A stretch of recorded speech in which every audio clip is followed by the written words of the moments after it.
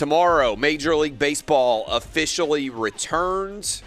That, my friends, is something to be excited about. Next week, the NBA and also the NHL will come back. And we got some good news, I think, if you are in favor of college football coming back. And let me explain what I mean by that.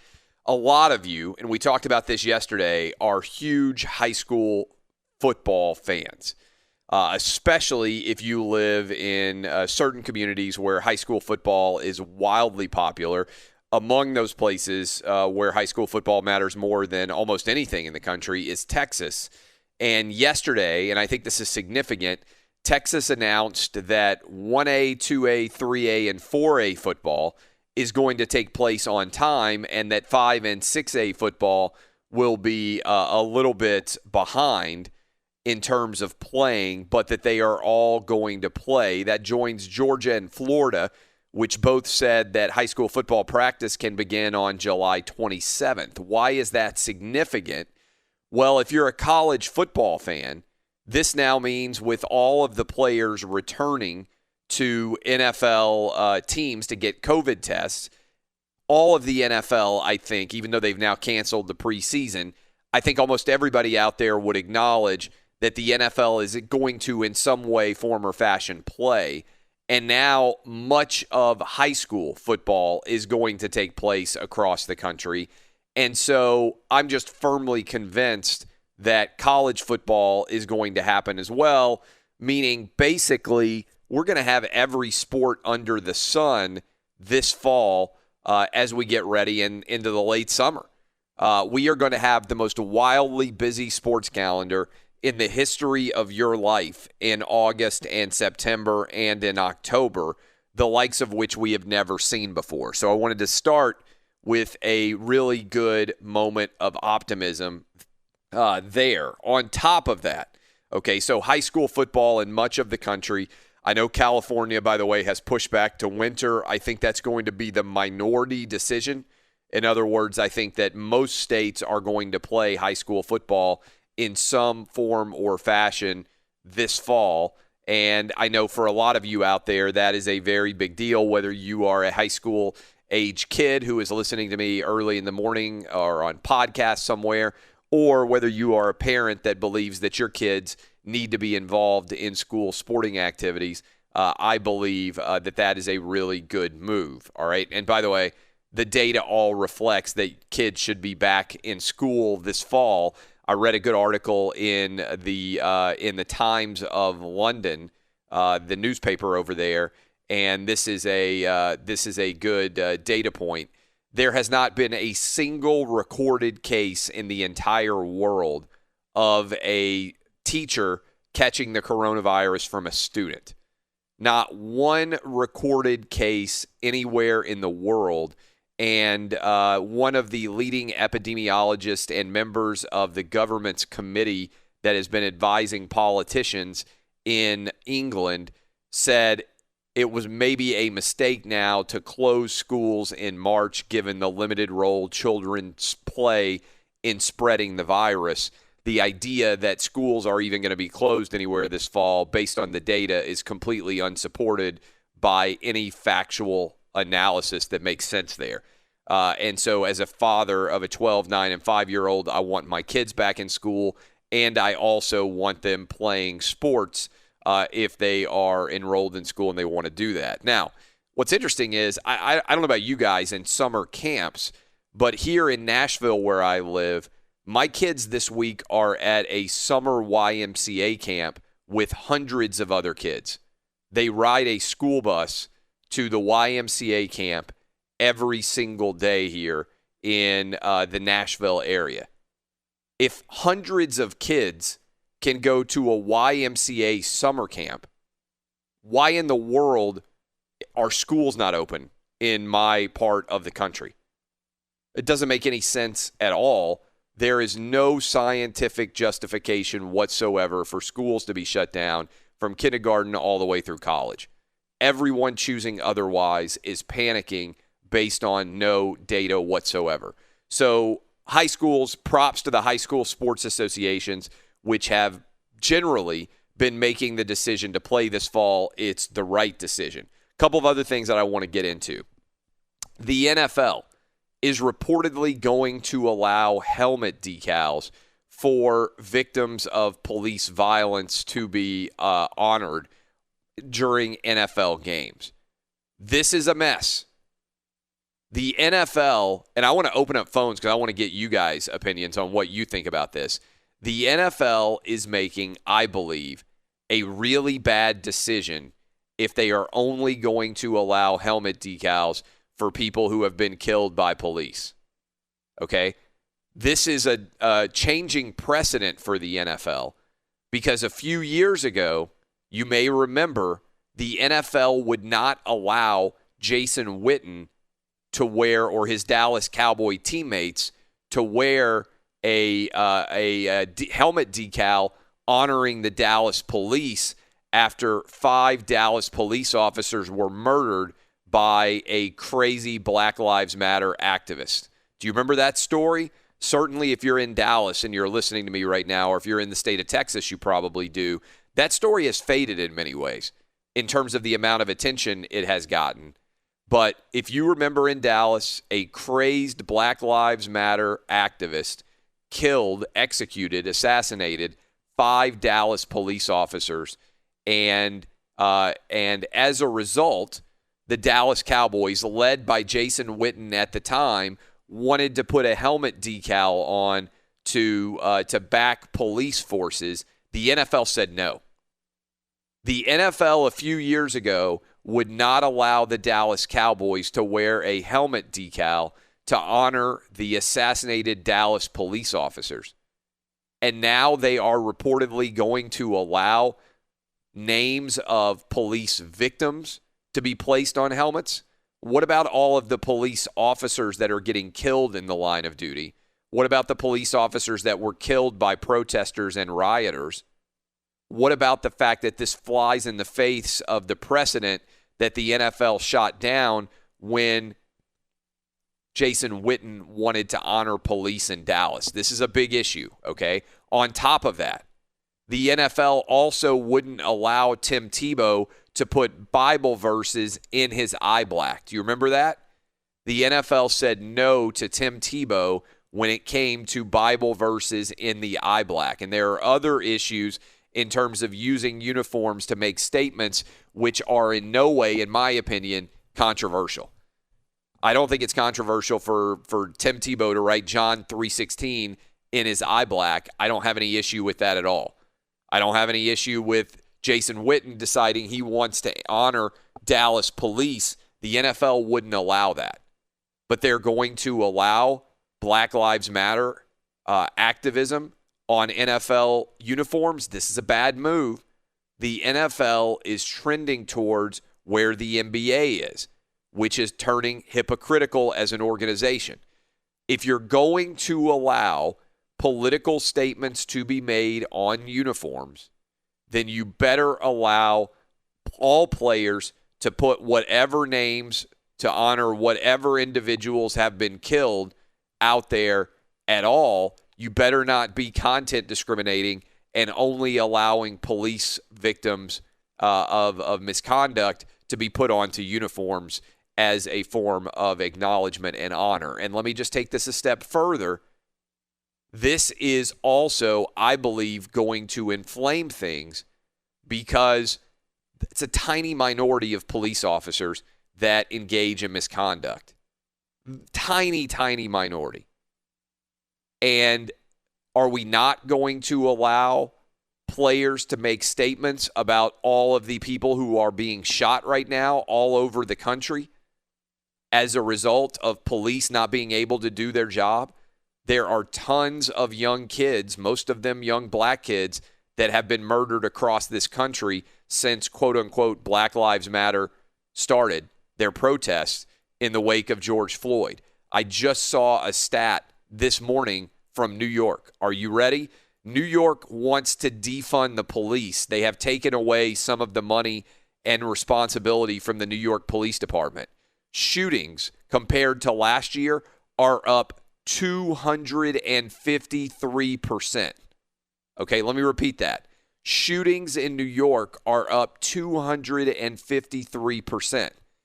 We just had, I believe the number is 14 people shot at a Chicago funeral home last night. Shootings have skyrocketed in Atlanta, in Chicago, in New York, in LA, basically across the country in big cities, as police now are making decisions about not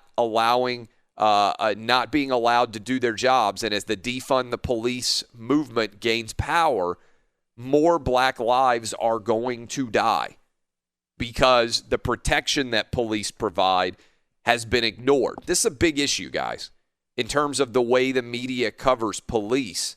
Nobody in the media, and by the way, we got a lot of police who listen to this program, and I appreciate everything that you guys do. I really do. I appreciate you guys putting your lives on the line.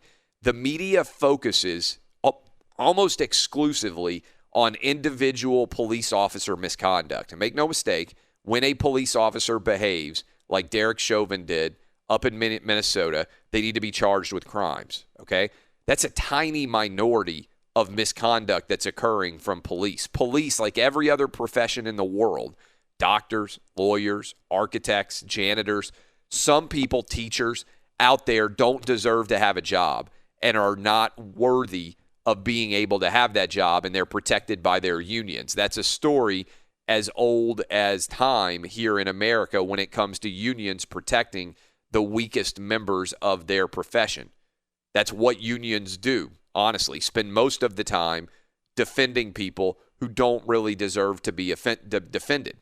But what we have missed and what the media has missed in the way that they are covering this situation is the tens of thousands, if not more, of lives that police save. And so when the NFL is going to put decals on their helmets, further suggesting that police can't be trusted, it further aids the defund the police movement, which is going to end in more lives lost, the majority of which are going to be black lives. And so if the NFL is going to step in here, they better allow players to also support police and not just try to condemn them. And let me say, this is a mess for the NFL. They shouldn't be doing it. Same position I have with the NBA.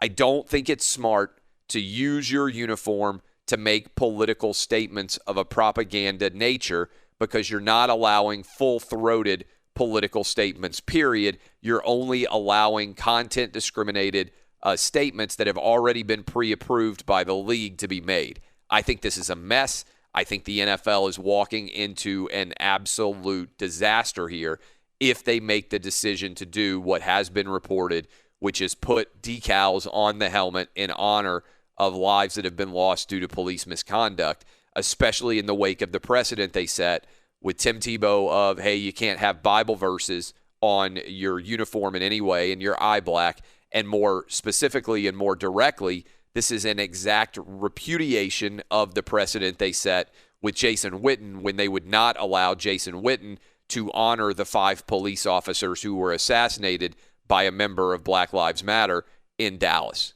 This is a mess. This is a huge issue. 877-996-6369. You can open up the phone lines. I'll see what you guys think about the helmet decal. I also hear, as we are finishing off the first segment of the first hour, I want to give credit to Sage Steele, who is a friend of mine, who I think does incredible work at ESPN. I don't know if you guys saw this, but I really couldn't believe that she went public and said what she did about ESPN. But she said, I'm going to read a couple of quotes. This is from the Wall Street Journal. You can also go read about it at OutKick. Sage Steele said she was told that she didn't have the right opinions for a black person in order to be involved in discussing race issues at ESPN. In fact, she was pulled off of a special that aired on ESPN that was a reflection on race and sports after the killing of George Floyd.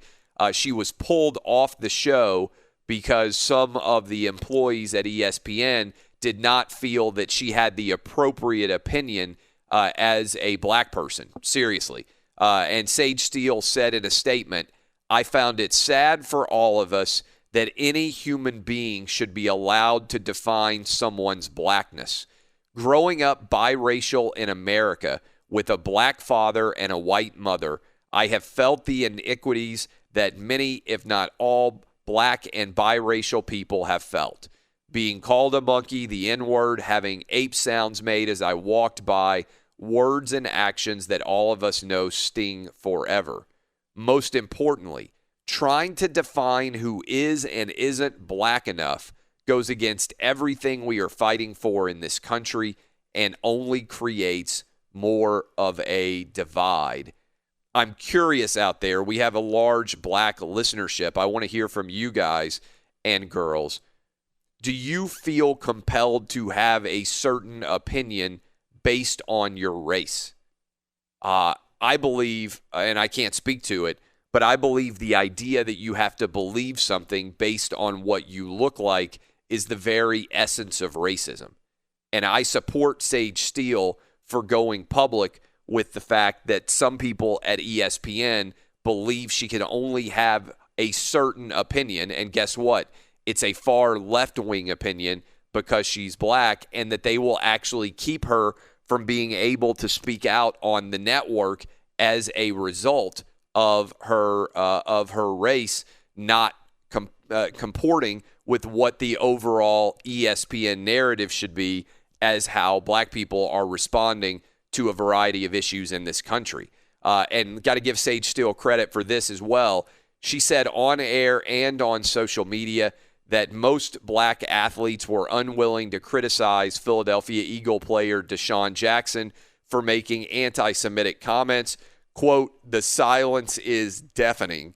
She also said on Instagram over the lack of outrage over Deshaun Jackson's remarks that it was especially frustrating given the backlash New Orleans Saints quarterback Drew Brees faced for his stance on players kneeling during the anthem, saying, quote, that Drew Brees would never agree with it and having to apologize. Sage Steele said, Are we all in on holding people accountable for insensitive remarks, or only when it's convenient for us? These are really, I believe, smart, important statements that Sage Steele is making. I think they all connect with the NFL decision, with the larger defund the police movement, and with the idea that sports, as they return, are going to become intensely political, and frankly, not intensely political where everybody has the right to speak, but intensely political, embracing far left-wing politics.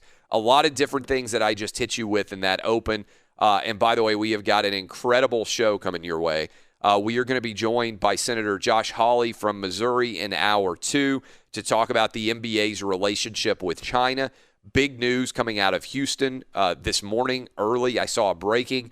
The United States is closing down the Chinese consulate there. What is the impact of that decision? Also, has the NBA responded to Josh Hawley's letter, and has he heard from ESPN about their FU response to his questions on China?